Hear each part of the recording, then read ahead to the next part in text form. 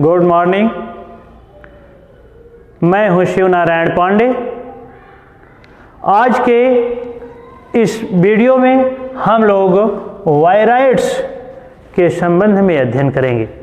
सर्वप्रथम सन 1971 ईस्वी में टीओ डाइनर नामक वैज्ञानिक ने यह देखा कि आलू के कुछ ऐसे कंद होते हैं जो गिल्टीदार होकर के चटक जाते हैं। उस रोग का नाम इन्होंने रखा पोटैटो स्पिंडल ट्यूबर डिजीज।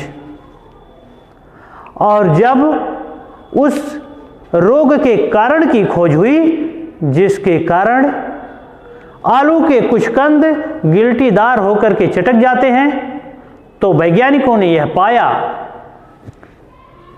कि आलू के उस कंद में आरएनए के कुछ संक्रामक कण होते हैं जिनके कारण यह बीमारी होती है। और आरएनए के उन्हीं संक्रामक कणों को टीओ डाइनर नामक वैज्ञानिक ने वायराइड्स नाम दिया।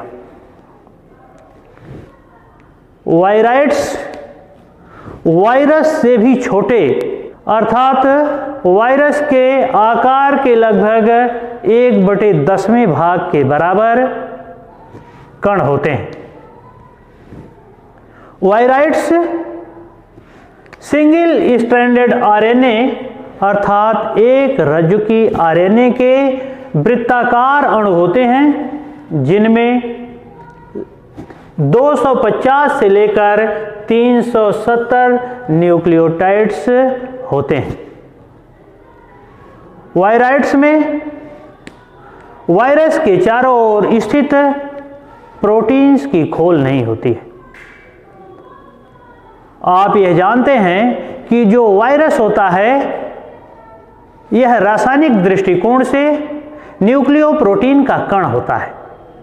वायरस के चारों तरफ प्रोटीन की खोल होती है और उसमें आनुवंशिक पदार्थ डीएनए होता है अथवा आरएनए होता है। दोनों एक साथ नहीं होते हैं।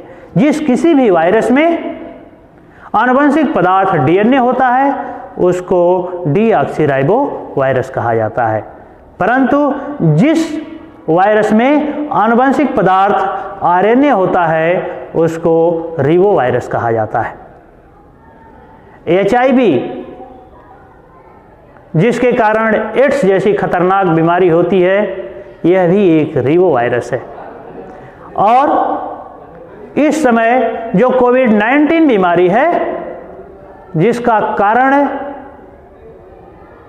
कोरोना वायरस है, यह कोरोना वायरस भी एक रिबो वायरस होता है, जिसमें आनुवंशिक पदार्थ आरएनए ही होता है। लेकिन जो वायराइड्स होते हैं इसमें सिंगल स्ट्रैंडेड आरएनए के वृत्ताकार अणु होते हैं, जिनमें 250 से लेकर 370 न्यूक्लियोटाइड्स होते हैं। वायराइड्स में वायरस के चारों ओर प्रोटीन की खोल नहीं होती है। वायराइड्स संक्रमित कोशिकाओं के केंद्रक में गुणन करते हैं। यह पॉइंट बहुत ही महत्वपूर्ण है कि वायराइड्स कहाँ गुणन करते हैं। वायराइड्स केंद्रक में गुणन करते हैं। वायराइड आरएनए के पोषक कोशिकाओं में पहुंचकर गुणन करते हैं, परंतु यह प्रोटीन खोल का संश्लेषण नहीं करते हैं।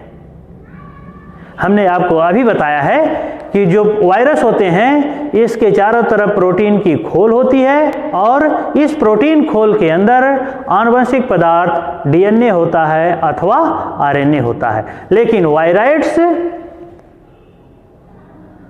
आरएनए के वे संक्रामक कण होते हैं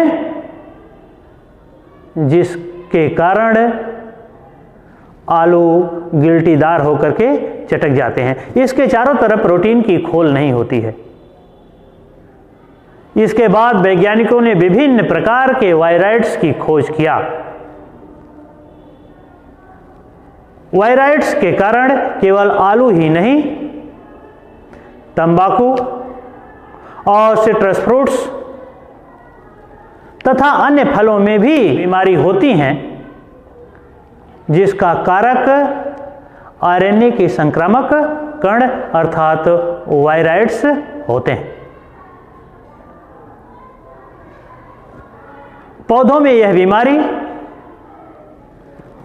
उनकी शाखाओं के परस्पर स्पर्श अथवा परागण के समय एक पौधे से दूसरे पौधे में ट्रांसफर होती है। मुख्य पॉइंट मैं यहाँ आपको यह बताना चाहता हूँ कि वायराइड्स आरएनए के वे संक्रामक कण होते हैं जो पोषक कोशिकाओं में पाए जाते हैं। यह सिंगल स्ट्रैंडेड आरएनए होते हैं और वायराइड्स में 250 से लेकर के 370 न्यूक्लियोटाइड्स होते हैं। यह प्रश्न टीजीटी की पूर्व परीक्षाओं में आ चुका है